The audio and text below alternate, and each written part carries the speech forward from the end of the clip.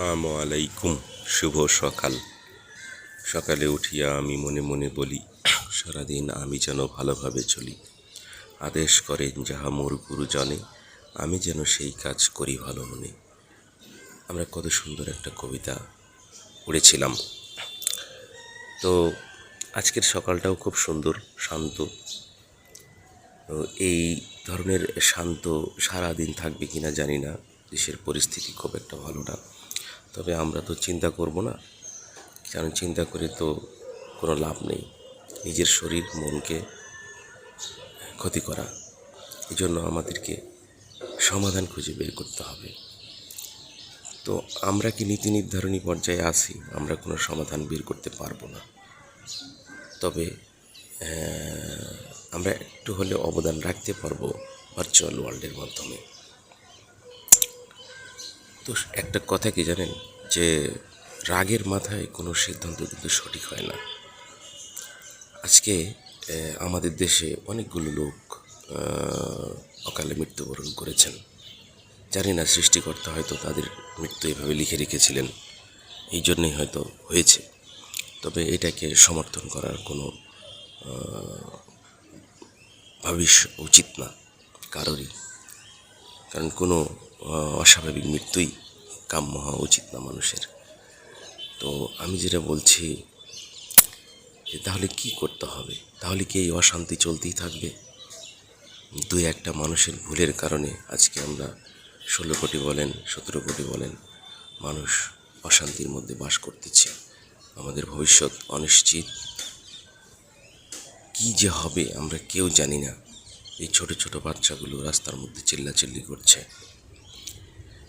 তারা বোঝে না রাজনীতি, তারা বোঝে না ধর্মনীতি, তারা বোঝে না ধর্ম নিয়ে ব্যবসা। তারা শুধু একটাই জিনিস বলছে, আমার ভাইয়ের বুকে কেন রক্ত চলল। একে আপনি কিভাবে বুঝাবেন? কি করে বুঝাবেন? কিছুতেই বুঝবে না। তবে আমি যেটা মনে করছি, আপনারা আমার সঙ্গে একমত কি না। আমি কালকে দেখলাম যে তথ্য প্রতিমন্ত্রী পলক 2 হাত ধরে করজোড়ে উনি ক্ষমা চেয়েছেন জাতির কাছে এবং বলেছেন যে আমি যে কোনো সিদ্ধান্ত মেনে নিতে রাজি আছি। আমার একটা ইঙ্গিত মনে হচ্ছে, উনি শুধু বলতে পারছেন না যে আমি পদত্যাগ করতে চাই। তো এই জন্য তাকে আমি ধন্যবাদ জানাই।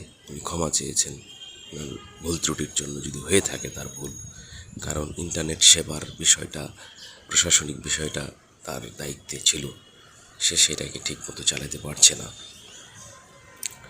তো আমি এখন বলবো না আমি সরকারের পদত্যাগ করা উচিত, কারণ পদত্যাগ করে সমাধানটা কে করবে, কি হবে দেশের পরিস্থিতি। এখানে আন্তর্জাতিক একটা রাজনীতি আছে, সারা বিশ্বের কিছু কুদৃষ্টি আমাদের দেশের মধ্যে আছে, তারা এই সুযোগটা নিতে চায়। তারপরে আমাদের দেশের ভিতরেও কিছু তৃতীয় পক্ষ আছে, যারা দেশের স্বার্থর চাইতে নিজের স্বার্থটাকে বেশি চিন্তা ভাবনা করে, এই ছাত্রদের স্বার্থ নিয়ে চিন্তা করে না। তবে আমি মনে করি ছাত্রদের যে 9টি দাবি আছে, এই 9টি দাবি মেনে নিয়ে সরকারকে এই অশান্তির জায়গা থেকে বের করে নিয়ে আসা সবচাইতে মনে হয় ভালো হবে। কারণ ছাত্ররাই কিন্তু আমাদের ভবিষ্যৎ। আমার ছেলেও কিন্তু ছাত্র, আপনার ছেলেও ছাত্র, সবাই ছাত্র। এখন তাদেরকে কেউ উস্কানি দিচ্ছে কি না, এইটা চিন্তা করার সুযোগ আমাদের নাই। কারণ আমরা দেখছি ছোট ছোট বাচ্চা ছেলেরা রাস্তায় চিল্লাচিল্লি করছে তাদের ভাইদের জন্য। এরা যেই হোক না কেন, যেই উস্কানি দেখ না কেন, উস্কানিকারীকে আপনি ধরেন, কিন্তু এদেরকে আপনি কি করবেন? এদেরকে আপনি কেমনে থামাবেন? আমি যেটা মনে করি যে অবশ্যই তাদের দাবিগুলো মেনে নিয়ে দেশে এই অশান্তিকর সৃষ্টি থেকে বের হয়ে এসে দেশের অর্থনৈতিক চাকাকে আবার চালু করার জন্য, দেশটা আবার স্বাভাবিক হোক।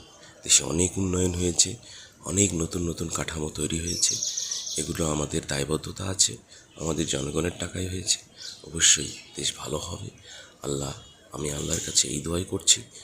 আমি হিন্দু, মুসলিম, বৌদ্ধ, খ্রিস্টান চিন্তা করছি না, সবার দৃষ্টি আকর্ষণ করেই বলছি, সবাই আমরা এক হয়ে একটা দাবি তুলি, যে এই ছাত্রদের দাবিগুলোকে মেনে নিয়ে দেশটাকে শান্তির দিকে নিয়ে যাওয়ার জন্য।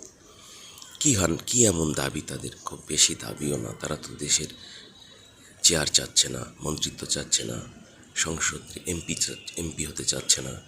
তারা শুধু চাচ্ছে এই সাধারণ জিনিসগুলো, যেটা তাদের মনে হয়তো একটু শান্তি এনে দেবে। দেই না মাপ করে, কি হয়েছে? কি এমন হয়ে যাবে? কিছুই হবে না। আর আমি চাই, আপনারাও চান। ভাই, আমার কথাগুলো যদি কোনো জায়গায় ভুল হয়ে থাকে, আপনারা সংশোধন করে দিবেন।